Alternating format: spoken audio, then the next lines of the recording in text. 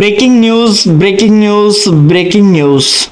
তো তোমরা যারা 2024 সালে এইচএসসি পরীক্ষা দিচ্ছিলে, তো তোমাদের কিন্তু বাকি যে পরীক্ষাগুলো ছিল তো সেগুলো কিন্তু বাতিল হয়ে গেছে। তো তোমরা কিন্তু এর আগের ভিডিওগুলো দেখেছো। তো তোমাদের কবে রেজাল্ট প্রকাশ করা হবে সে বিষয়ে কিন্তু একটি নোটিশ প্রকাশ করা হয়েছে। তো প্রিয় শিক্ষার্থীবৃন্দু, তো তোমরা যারা কুমিল্লা এবং ফেনী বন্যা প্লাবিত হয়ে তোমরা অনেক কষ্ট করতেছো, তো আল্লাহ রাব্বুল আলামিন তোমাদেরকে হেফাজত রাখুক। আল্লাহ রাব্বুল আলামিনের কাছে সেই দোয়া করি, আল্লাহ রাব্বুল আলামিন যেন তোমাদেরকে সহি সালামতে ভালো রাখেন। তো তোমাদের কিন্তু একটি নোটিশ প্রকাশ করা হয়েছে। তো নোটিশটি প্রকাশ করা হয়েছে দ্য ডেইলি ক্যাম্পাস এইচএসসি ফলাফল কত দিনের মধ্যে দেবে জানালো শিক্ষা বোর্ড। তো চলো আমরা বিস্তারিত দেখিনি। তো নোটিশটি প্রকাশ করা হয়েছে আজ 22শে আগস্ট সকাল 10:22।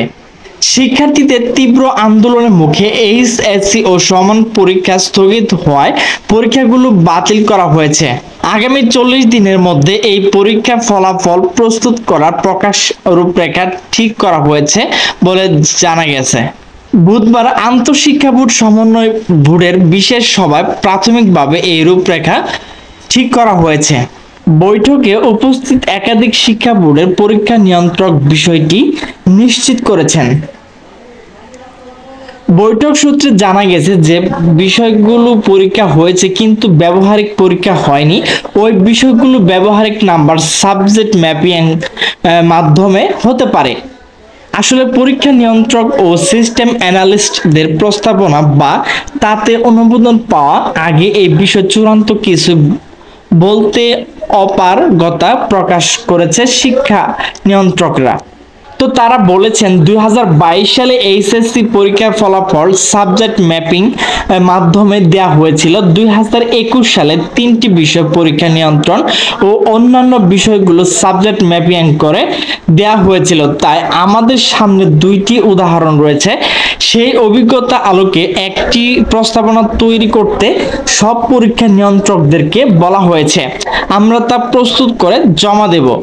এ বিষয়ে ঢাকা মাধ্যমিক ও উচ্চ মাধ্যমিক শিক্ষা বোর্ড পরীক্ষা নিয়ন্ত্রক অধ্যাপক মোহাম্মদ আবুল বাশার বলেন, যে প্রক্রিয়া ফল প্রস্তুত করা হোক না কেন পরীক্ষার্থীরা যেন সর্বোচ্চ সুবিধা পায় সেভাবেই সিদ্ধান্ত নেওয়া হয়েছে।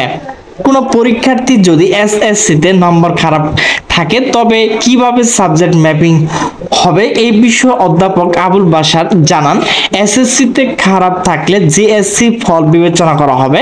জেএসসিতে খারাপ হলে যে 7 বিষয় পরীক্ষা দিয়েছে সে কেমন ফল করেছে সেদিকে গুরুত্ব দেওয়া হবে। সর্বোপরি সেখানে শিক্ষার্থীদের সর্বোচ্চ বেনিফিট দেওয়া হবে, আমরা সেটি দেব। সার্বিক বিষয় ঢাকা শিক্ষা বোর্ডের চেয়ারম্যান অধ্যাপক তপন কুমার সরকার বলেন, যে পরীক্ষাগুলো হয়েছে সেগুলো নম্বর এবং যে পরীক্ষাগুলো হয়নি সেগুলো সাবজেক্ট ম্যাপিং বা কোনো উপায় ফল প্রকাশ করা যায় সে বিষয়ে খসড়া প্রস্তাবনা পাঠাতে বোর্ডগুলো পরীক্ষা নিয়ন্ত্রক ও সিস্টেম অ্যানালিস্টদের বলা হয়েছে। তাদের কাছ থেকে খসড়া প্রস্তাবনা পেলে আমরা তা যাচাই বাছাই করে মন্ত্রণালয়ে পাঠাবো। মন্ত্রণালয়ের কাছ থেকে চূড়ান্ত অনুমোদন পাওয়ার পর ফল প্রকাশ করা হবে। তো প্রিয় শিক্ষার্থীবৃন্দ, আমার ভিডিওটি যদি ভালো লাগে তাহলে অবশ্যই লাইক, কমেন্ট এবং শেয়ার করবেন। তো সকলে সুস্থ থাকবেন, ভালো থাকবেন। আল্লাহ হাফেজ।